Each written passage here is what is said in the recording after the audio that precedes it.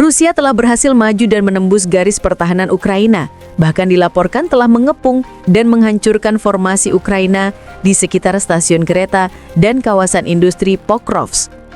Ukraina mengakui situasinya sulit di Pokrovsk.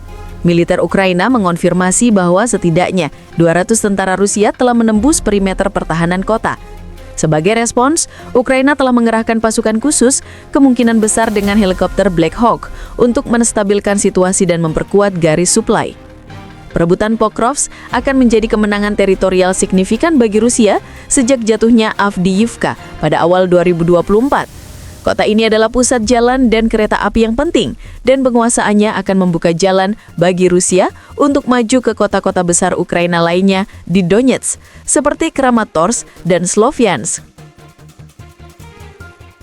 Kemhan Rusia memberikan detailnya, yakni sebanyak 225 tentara Ukraina gugur di kawasan yang berhadapan dengan grup tempur utara Rusia. Lebih dari 220 tentara Ukraina tewas di wilayah grup tempur barat, 105 tentara di grup tempur selatan. Selanjutnya, 430 tentara Ukraina tewas di wilayah yang dijaga grup tempur tengah Rusia.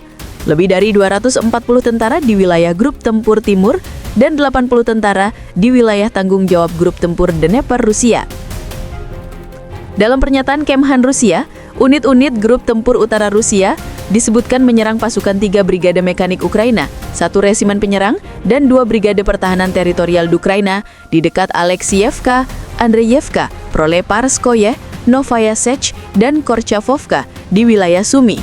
Unit-unit grup tempur barat Rusia meningkatkan posisi taktis mereka menyerang pasukan dan peralatan 3 brigade mekanik Ukraina, 1 brigade udara bergerak, 1 brigade serbu, dan 2 brigade garda nasional di dekat Petropavlovka, Kurilovka, Boguslavka, Novoplatonovka, Druchlebufovka, dan Borovskaya Andreyevka di wilayah Kharkov, serta di dekat Novosyolovka, Stavki, dan Yarovaya di Republik Rakyat Donetsk.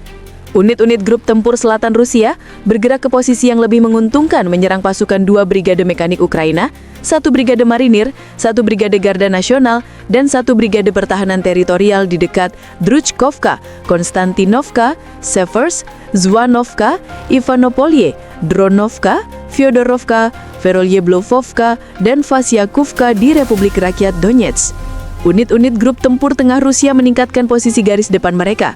Serangan tersebut menghantam pasukan dan peralatan 4 brigade mekanik Ukraina, 1 brigade Jaeger, 1 brigade udara bergerak, 1 brigade serbu, 2 resimen serbu, 1 brigade marinir, 1 brigade pertahanan teritorial, dan 1 brigade garda nasional di dekat Priut, Belitskoye, Suketskoye, Rodinskoye, Novopavlovka, Kotlino, Udachnoye, dan Lenino di Republik Rakyat Donetsk, serta di dekat Demurino di wilayah Dnepropetrovsk.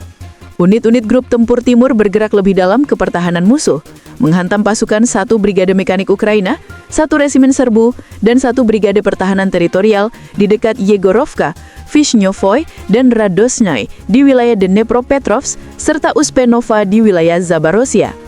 Unit-unit grup tempur Dnepr menyerang pasukan dan peralatan brigade mekanik Ukraina, brigade serbu gunung, brigade pertahanan pantai, dan brigade pertahanan teritorial di dekat Malye Sherbaki di wilayah Zaporozhia, serta di dekat Ponyatovka, Sadove, Nikolskoye, dan Antonovka di wilayah Kherson.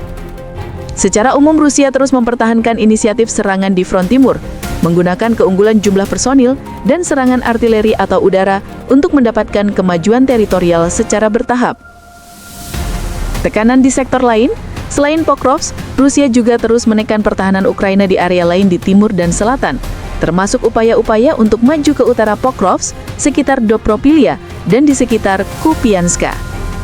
Pihak Ukraina menegaskan bahwa meskipun situasinya berat, mereka masih bertahan dan terus menghancurkan unit penyerang Rusia.